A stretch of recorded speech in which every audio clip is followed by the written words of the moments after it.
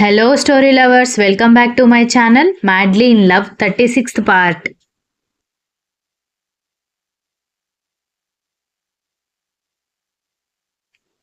ఎవర్రా ఈ అమ్మాయి చెరువు కోసం ప్రాణాలు అడ్డు పెట్టేలా ఉందని ఫ్రెండ్స్ జోక్స్ వేసుకుంటూ ఉంటే నోరు ముయ్యండి అని వాళ్ళని కోపంగా చూసి ఆ అమ్మాయిని అబ్జర్వ్ చేయడం మొదలుపెట్టాడు.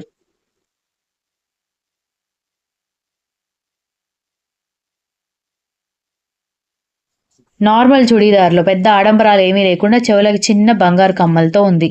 ఇది ఈ ఊరిలో అందరి దాహం తీర్చడానికి ఆధారమే కాకుండా ఎప్పటినుంచో ఉంది. ప్లీజ్ దీన్ని మూసేయొద్దు అని బ్రతిమాలుతుంటే, అరే ఇక్కడ టోర్నమెంట్ జరగబోతుందమ్మా, ఎమ్మెల్యే గారి ఆర్డర్, మీకోసం మేము ఆగితే మా ఉద్యోగాలు పోతాయి, మీరిక్కడ న్యూసెన్స్ చేయకుండా వెళ్ళిపోండి అని ఆఫీసర్స్ కసురుతూ ఉన్నా కూడా ఆ అమ్మాయి వినకుండా, లేదండి ఈ చెరువు పూడిస్తే నీళ్లకి ఇబ్బంది కావడమే కాకుండా ఒక జ్ఞాపకం కూడా లేకుండా పోతుందని అంది.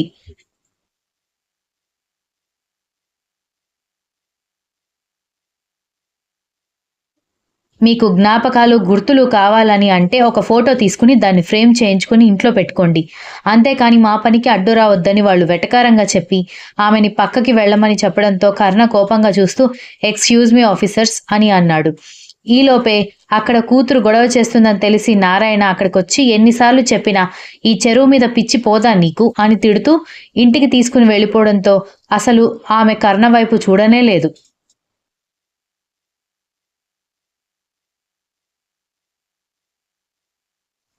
హలో, మీరెవరు అని ఆఫీసర్స్ అడగడంతో ఈ ఊర్లో టోర్నమెంట్లో పార్టిసిపేట్ చేసే ప్లేయర్స్ మేమే అంటూ కర్ణ వెనుక ఉన్న వాళ్ళు రావడంతో అవునా అని షేక్ హ్యాండ్ ఇవ్వబోయారు. కానీ అది తనకి సంబంధం లేదన్నట్టుగా అలాగే స్టడీగా నిలబడి ఈ చెరువుని పూడ్చకండి అని అన్నాడు.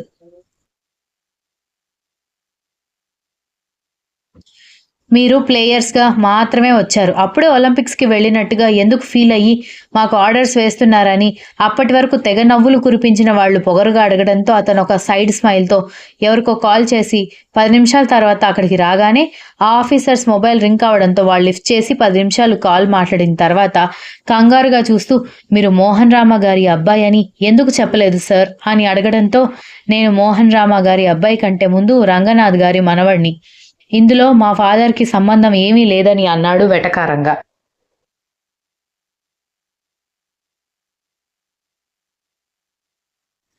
అతని వెటకారానికి ఇక వాళ్ళు ఏమీ మాట్లాడకుండా వచ్చిన దారిన వెళ్ళిపోవడంతో, ఇదంతా ఎందుకు చేశావురా అని తన ఫ్రెండ్స్ అందరూ ఆశ్చర్యంగా అడిగేసరికి, ఇప్పుడు తెలుసుకొని మీరు చేసేది ఏంటని వాళ్ళ వైపు చూసి అడగడంతో, మేమేం చేస్తాం, మేమేమీ చెయ్యం, ఇప్పటికే చీకటి పడింది, వెళ్దాం పదండి అని అంటూ వాళ్ళకి ఏర్పాటు చేసిన దగ్గరికి వెళ్ళిపోయారు.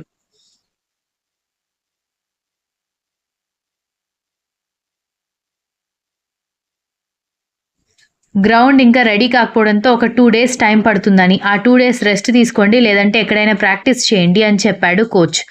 రోజు ప్రాక్టీస్ చేస్తూనే ఉన్నాం కదా సార్, మేము రెస్ట్ తీసుకుంటామని అందరూ గోల చేయడంతో, సరే సరే మీ ఇష్టం అని చెప్పి కోచ్ తన టెంట్కి వెళ్ళిపోయాడు.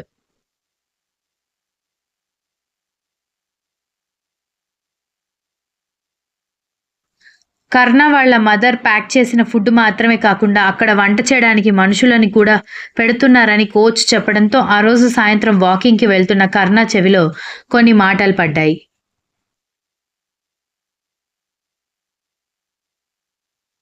వాళ్ళకి గనుక వండి పెడితే ఉన్న ఈ 10 రోజుల్లోనే ₹1,00,000 ఇస్తారంట, వెళ్ళొచ్చు కదే అని ఇందిర అంటూ ఉంటే, అమ్మా నీకు అంత సరదాగా ఉంటే నువ్వు వెళ్ళు, నేను మాత్రం వెళ్ళను, అయినా ఒక తల్లిగా అంతమంది అబ్బాయిలు ఉన్న చోటికి వెళ్ళకూడదని భయపడకుండా నువ్వేంటి వెళ్ళమని చెబుతున్నావు, నేను వెళ్ళనంటే వెళ్ళను అని అంటూ బయటకొచ్చి కిరాణా షాపు వైపు వెళ్తున్న ఆ అమ్మాయిని చూస్తూ నిలబడిపోయాడు కర్ణ.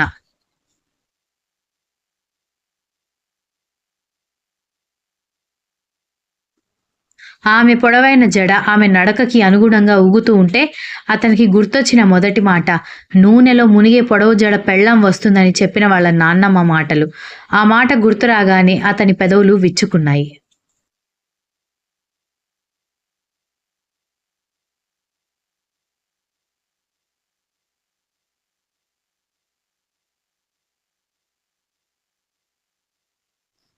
దీక్షిత కళ్ళు తెరిచి చూసేసరికి క్లినిక్‌లో ఉండడంతో పక్కన విరాట్ కనిపించేసరికి, నన్నిక్కడికి తీసుకొచ్చింది నువ్వేనా అని అడగడంతో, అంత ఫీవర్ ఉన్నప్పుడు ఎవరికైనా ఫీవర్ ఉందని చెప్పొచ్చు కదా, నేను రాకపోయి ఉంటే ఇంకా ఫీవర్ పెరిగిపోయి ఆ తర్వాత జాండీస్ కూడా వచ్చేది అని విరాట్ తిట్టడంతో నాకు చెప్పకుండా నన్ను అడగకుండా ఇక్కడికి ఎందుకు తీసుకొచ్చావు అని అడిగింది.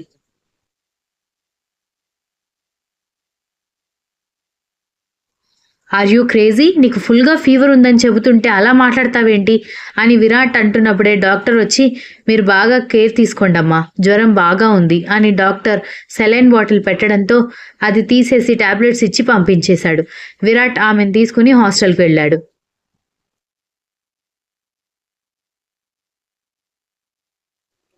అంతలో 2, 3 లగేజ్ బ్యాగ్స్ బయటకొచ్చి పడడంతో అవి తనవి అని గుర్తుపట్టడానికి దీక్షితకి ఎక్కువగా టైం పట్టలేదు. ఏం చేస్తున్నారని అయోమయంగా అడుగుతూ ఉంటేనే సైలెంట్గా నీ పని నువ్వు చేసుకుంటూ ఉంటే పద్ధతి గల మనిషివి అనుకున్నాను, కానీ నీకోసం స్వయంగా ఒక వ్యక్తి హాస్టల్కి వచ్చాడంటేనే అతనికి నువ్వెంత ముఖ్యమో అర్థమవుతుంది. మిమ్మల్ని ఇద్దరిని చూస్తే ఇక్కడున్న ఆడపిల్లలకి కూడా లేని ఆలోచనలు కలుగుతాయి. మా హాస్టల్లో ఉండి పావనం చేసినందుకు చాలా థ్యాంక్స్. ఇక తమరు దయచేయొచ్చు అని వార్డెన్ కోపంగా చెప్పడంతో విరాట్ కోపంగా ఏదో అనబోయే టైంకి విరాట్ చేసింది చాలు అని ఓపిక లేకపోయినా తన లగేజ్ తీసుకుని ఈడ్చుకు వెళ్తున్న ఆమె చేయి పట్టుకుని ఆపి ఇంత రాత్రి ఎక్కడికి వెళ్తావు, మా ఇంటికి వెళ్దాం పదా అన్నాడు.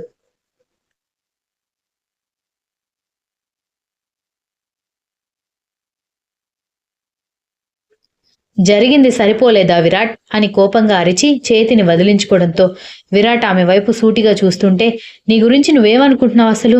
ఒకరి పట్ల నువ్వు చూపిస్తున్న ఫీలింగ్స్ గురించి ఏమైనా క్లారిటీ ఉందా? సనాని లవ్ చేస్తున్నావు, చాలా మంది ఫ్రెండ్స్ ఉన్నారు, మళ్ళీ నా వెంట పడుతున్నావు, ఇప్పుడు నన్ను ఇలా నిలబెట్టావు. అసలు నీ గురించి నువ్వేమనుకుంటున్నావు? ఏ ఉద్దేశంతో ఇలా చేస్తున్నావు? నీకు నిజంగా నా మీద కోపం ఉంటే ఆ కాలేజ్ నుంచి నేను వెళ్ళిపోతాను విరాట్ అని లగేజ్ తీసుకుని వెళ్ళిపోయింది దీక్షిత.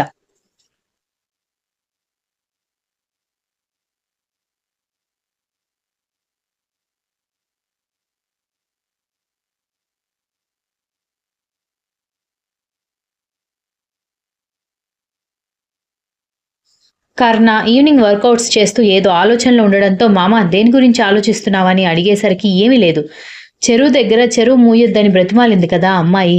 మీలాంటి ఎదవలు ఫుడ్ కోసం తప్ప మీ గురించి మీరే స్టాండ్ తీసుకోరు, అలాంటిది చెరువు కోసం అమ్మాయి అంత స్టాండ్ తీసుకుందంటే గ్రేట్ కదా అని కర్ణ పొగుడుతూ సైడ్ స్మైల్ ఇవ్వడంతో ఆహా అని అరిచారు అందరూ.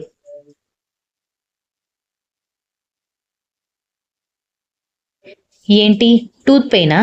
మంచి డాక్టర్ని సజెస్ట్ చేయమంటారా అని కర్ణ వెటకారంగా అడగడంతో అరిచే వాళ్ళందరూ సైలెంట్ అయిపోయి లేదురా, ఒక అమ్మాయి గురించి పొగడ్డం మొదటిసారి కదా, సో తను నీకు నచ్చిందేమోనని అనుకున్నాం అన్నారు అందరూ.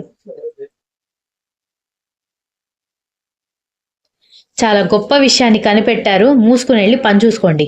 నా దగ్గర తోక జాడిస్తే ఏమవుతుందో తెలుసు కదా అనగానే లాస్ట్ మినిట్లో కూడా మమ్మల్ని టీంలో నుంచి తీసేస్తావు బావా, మాకెందుకు తెలీదు అని అనుకుంటూ వెళ్ళిపోయారు వాళ్ళు.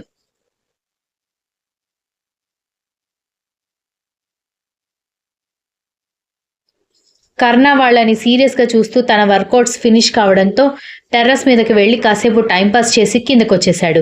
7 గంటలకల్లా డిన్నర్ పెట్టేశారు వాళ్ళు.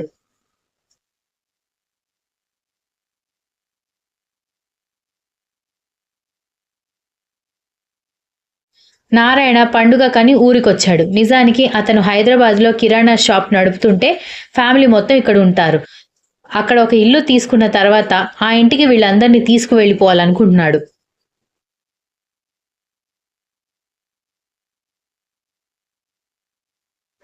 దక్షని ఇంట్లో నుంచి అడుగు బయట పెట్టనివ్వకండి అని నారాయణ తిడుతూ ఉంటే ఎన్నిసార్లు చెప్పాలి ఆ చెరువు గురించి పట్టించుకోవద్దని, కాలనీలో ఎవరికీ బాధ లేదు, మరి నీకెందుకు అని అంది ఇందిర.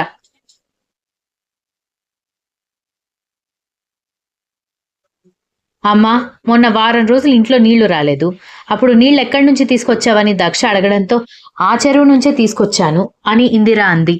ఆ ముందు 2 వారాల ముందు అని అడగడంతో అప్పుడు కూడా ఆ చెరువులో నుంచి తీసుకొచ్చాను అని చెప్పడంతో మరి నీళ్లు రాని ప్రతిసారి ఆ చెరువు మీకు దిక్కవుతుంది, పైగా నీళ్లు వచ్చినప్పుడు కూడా వచ్చే నీళ్లు ఆ చెరువులో ఇవే, అన్ని రకాలుగా దాని మీద ఆధారపడుతూ అది మూసేస్తే ఎలా బ్రతకాలి అనుకుంటున్నారు? అసలు తమాషాగా ఉందా మీ అందరికీ? ఒక్కసారి ఆ చెరువు పూడ్చారంటే నీళ్లకు అల్లాడి చస్తారు, అవసరం తీరినప్పుడు అర్థం కాదు, ఒక్కసారి కరువు వస్తేనే మీకు అర్థం అవుతుందని దక్ష అనగానే చాలే నోరు మూసుకో, ఏం కరువు ఊళ్ళో వాళ్ళందరికీ రాదా, నీకు ఒక్కదానికే వస్తుందా? ఆయన 1 నెల రోజుల్లో మిమ్మల్ని హైదరాబాద్ తీసుకువెళ్ళాలని అనుకుంటున్నప్పుడు దాని గురించి నీకెందుకు?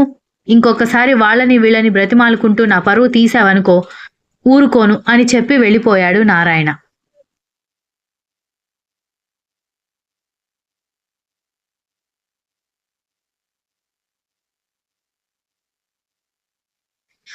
ఛ! ఇంత స్వార్థంగా మనుషులెందుకుంటారు అని దక్ష కోపంగా అనుకుంటూ ఉంటే, నిజమే కదక్కా! మనం వెళ్ళిపోతున్నప్పుడు మనకెందుకు చెప్పు? నాన్న నిన్ను తిట్టుకుంటూ ఇంటికి తీసుకొచ్చాడు. ఊర్లో ఏ ఒక్కరైనా అడ్డుపడ్డారా? అందరూ స్వార్థపరులే. వాళ్ళకి లేని బాధ మనకెందుకు అని అంది ఇంకా స్కూల్‌కి వెళ్తున్న రక్ష.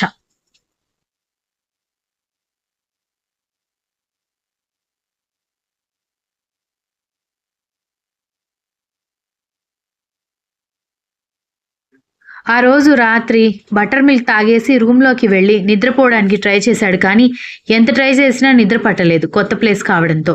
పైగా ఒక పక్కన తన టీమ్‌మేట్స్ ఇంకా ఫ్రెండ్స్ అయిన వాళ్ళ గురకలు వినిపిస్తూ ఉండడంతో, ఈ ఏజ్‌కి గురక పెడుతున్నారంటే ఇంకొక 2 ఏళ్లు పోతే వీళ్ళ పరిస్థితి ఏంటో అని తిట్టుకుంటూ బయటకొచ్చాడు. పల్లెటూరు కావడంతో చల్లని గాలి వీస్తూ ఉండడంతో అతను వేసుకున్న హుడీ తల మీదకి వేసుకుని జాగింగ్ టైప్‌లో చేస్తూ ఊరి వీధుల్లో పడ్డాడు.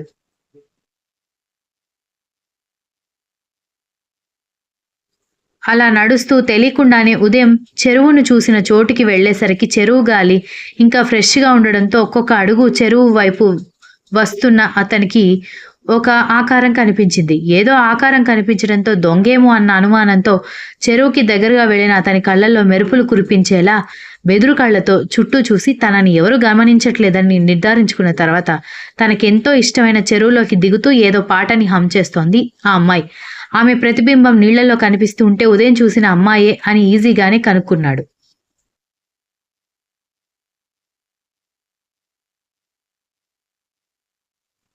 ఆ చెరువు మూయొద్దని ఆమె ఎందుకు గొడవ చేసిందో అప్పుడు అతనికి బోధపడింది.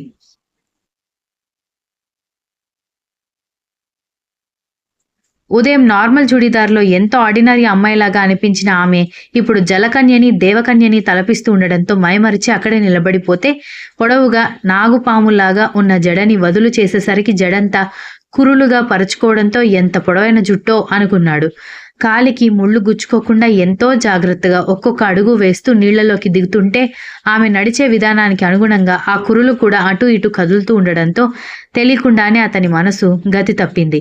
చేప పిల్లలాగా ఈత కొడుతున్న ఆమెను చూసి నవ్వుకుంటూ ఆమె ఇంటికి వెళ్లే వరకు తోడుగా ఉండి ఇంటికి వెళ్ళిపోయాడు కర్ణ.